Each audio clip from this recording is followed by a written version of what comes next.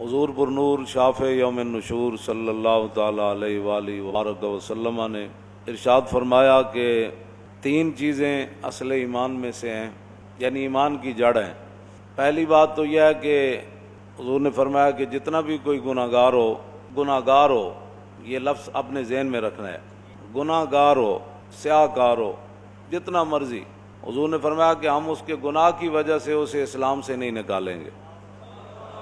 گناہ، باقی تو حضور کے بال مبارک کو کوئی بالڑی کہہ دے تو وہ بھی کافر ہو جاتا ہے۔ گناہ کی میں بات کر رہا ہوں۔ زندہ دار کور کرنے والے لوگ اپنی بچیوں کو، بڑے بڑے جرائم کرنے والے، ان کو بھی معافی مل گئی۔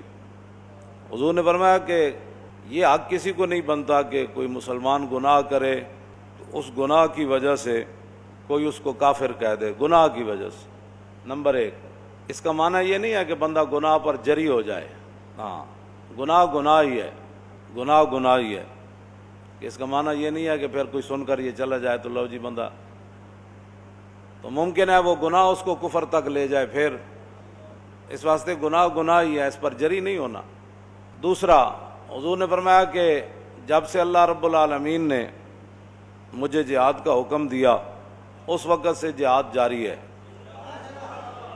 کسی عادل کا عدل اور کسی ظالم کا ظلم، 2 باتیں، کسی عادل کا عدل اور کسی ظالم کا ظلم اس جہاد کو ختم نہیں کر سکے گا۔ ہاں جی، اس جہاد کو، بس جہاد ہی ہے۔ حضور نے فرمایا یہ جاری رہے گا اور یہاں تک کہ میرا آخری امتی دجال سے جہاد کرے گا، یہ جاری اور ساری ہے۔ اس کو کسی عادل کا عدل، کسی ظالم کا ظلم ختم نہیں کر سکے گا، یہ جاری اور ساری رہے گا۔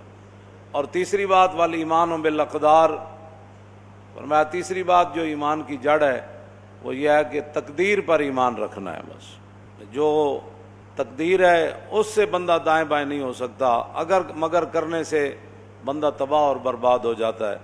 بس یا اللہ جس کے بارے میں تو فیصلہ فرما دے اسے کوئی ٹال نہیں سکتا، اور جسے تو بچا لے اسے کوئی پھنسا نہیں سکتا۔ بس یہ 3 چیزیں اصل ایمان میں سے ہیں، یہ اس سے دائیں بائیں فرار نہیں ہے۔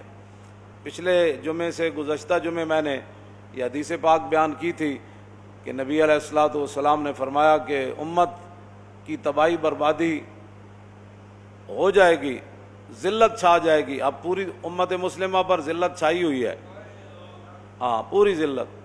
اس کی وجہ کیا ہوگی کہ اذا تبایعتم بالعینۃ واخذتم اذناب البقر وردیتم بالزرع وترکتم الجہاد، کہ تم ناجائز طریقے سے اپنے کاروبار کرو گے اور تم کھیتی باڑی کے اندر راضی ہو جاؤ گے اپنے کاروبار کے اندر، اور تم بیلوں کی دمیں پکڑ کر، اب اس سے مراد یہ مشینیں بھی ہو سکتی ہیں، بہنا دیا دمہ پکڑ کے تسی اپنے کاروبار کرنے، یہ مراد بیل ہی تو نہیں، ہر دور میں اس کے اپنے تقاضے ہیں، ٹریکٹراں اتنے چڑھ کے تساں ہل وانے، یہ سارا جتنا بھی قیامت تک وہ ترقی یافتہ جو بھی لوگ آدمی کہیں، فرمایا کہ تم کاروبار میں مست ہو جاؤ گے اور جہاد کو تم چھوڑ دو گے۔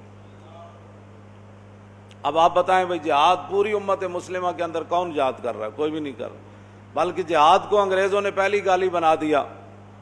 پہلے ضیاء الحق کے دور میں افغانستان سے مجاہد جو ہے وہ لائے گئے، ان کو امریکہ تک سیر کرائی گئی، پھر امریکہ کے ان کو مال دیا گیا، پھر وہ روس کے خلاف لڑے تو بڑے بڑے مجاہد، بڑے بڑے ان کو القابات دیے گئے کہ یہ تو جی اسلام کے بڑے ہیرو ہیں، انہوں نے بڑا کام کیا، بڑا یہ کیا، روس کو توڑ دیا۔ جب روس ختم ہو گیا، امریکہ کی باری آئی تو امریکہ نے پھر ان کو دہشت گرد قرار دے دیا، اور ابھی تک امریکہ جو ہے وہ ان کے خلاف لڑ رہا ہے، کبھی ان سے مذاکرات کرتا ہے، کبھی کہتا ہے نہیں، کبھی کہتا ہے میں یہ کر دوں گا۔ ٹرمپ کہتا ہے اب میں ایسی سزا دوں گا جو ہمارے خلاف ہے، بولے گا ہم اس کو عبرت کا نشان بنا دیں گے۔ میں نے کہا اس سے پہلے اللہ تجھے عبرت کا نشان بنا دے گا۔ ہاں جی، تو نے کسی کو کیا عبرت کا نشان بنانا ہے؟ عبرت کا نشان تو وہ مالک ہی تجھے بنائے گا، تیری نسلوں کو بھی بنائے گا، تیری سلطنت کو ٹکڑے ٹکڑے فرما دے گا، اور تیرے اوپر اللہ اپنا عذاب نازل کرے گا، تیرے ساتھ جو کھڑے ہیں ان پر بھی اللہ عذاب نازل کرے گا۔ ہاں، یہ تو اس کے اپنے فیصلے ہیں، اس نے کب تجھے تباہ اور برباد کرنا ہے۔ روس والے بھی کہتے تھے کہ ہم تو فضائیں جو ہیں وہ بھی چھان کر آ گئے ہیں، وہاں ہمیں اللہ نظر نہیں آیا۔ وہ اتنے مغرور تھے، وہ اللہ کا انکار کرتے تھے روس والے۔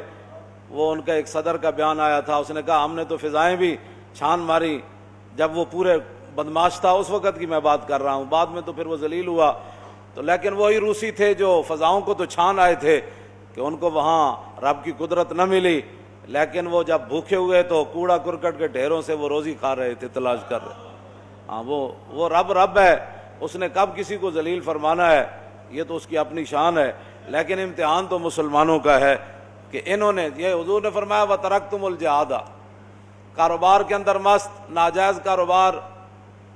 آپ جانتے ہیں ناجائز کاروبار کیا ہے، ساری دنیا کو پتہ ہے ناجائز کاروبار کون کرتا ہے، ساری دنیا کو پتہ ہے وہ پیسے لوگ کیسے کماتے ہیں، کس انداز سے کماتے ہیں، نمبر 2 مال کیسے بیچتے ہیں اور لوگوں کو دھوکہ کیسے دیتے ہیں، ایک مال کا وعدہ کر کے 2 نمبر مال، ملاوٹ، یہ ساری چیزیں مسلمانوں کو پتہ ہے، سارا کچھ کر رہے ہیں۔ حضور نے فرمایا یہ تم کام جاری رکھو گے لیکن جہاد بھی تم چھوڑ دو گے، پھر کیا ہوگا؟ سلط اللہ علیکم ذلًا، پھر اللہ تمہارے اوپر ذلت مسلط فرما دے گا۔ پاکستان سے لے کر سعودی عرب سے لے کر ملیشیا سے لے کر انڈونیشیا سے لے کر اور چیچنیا سے لے کر بوسنیا سے لے کر فلسطین سے لے کر کشمیر تک، کشمیر سے افغانستان تک، پورے عالم اسلام میں ذلت چھائی ہوئی ہے۔ اللہ تعالیٰ نے آگے خود کیا فرمایا؟ ثم لا ينزعه، اللہ اس ذلت کو کبھی بھی ختم نہیں فرمائے گا، ختم اللہ نہیں فرمانی ہے۔ امریکہ کے قرضے سے پاکستان کی ذلت نہیں ختم ہونی، نہ پاکستان کے قرضے اتنے ہیں، نہ اس کی معیشت ٹھیک ہونی ہے، نہ امریکی بیڑے آئیں گے تو پاکستان جو ہے کشمیر پر اپنا بدلہ لینے کے لیے جائے گا۔ وہ 71 میں بھی بیڑا جو ہے وہ سمندر میں ہی کھڑا رہا اور مشرقی پاکستان سے جدا ہو گیا، اور 93,000 فوج جو ہے وہ قید ہو گئی، اور جو کچھ ہوا ساری دنیا کے سامنے ہے۔ تو فرمایا اس ذلت کو رب فرماتا ہے وہ رب نہیں ختم کرے گا، مخلوق کیا ختم کر سکتی ہے کسی کی ذلت کو؟ رب اس ذلت کو کبھی بھی ختم نہیں کرے گا، یہ اعلان ہے رب کا۔ حضور نے فرمایا، حضور نے اپنی زبان اقدس سے فرمایا کیسے ذلت ختم ہوگی؟ حتی ترجعوا الی دینکم، یہاں تک کہ تم اپنے دین کی طرف واپس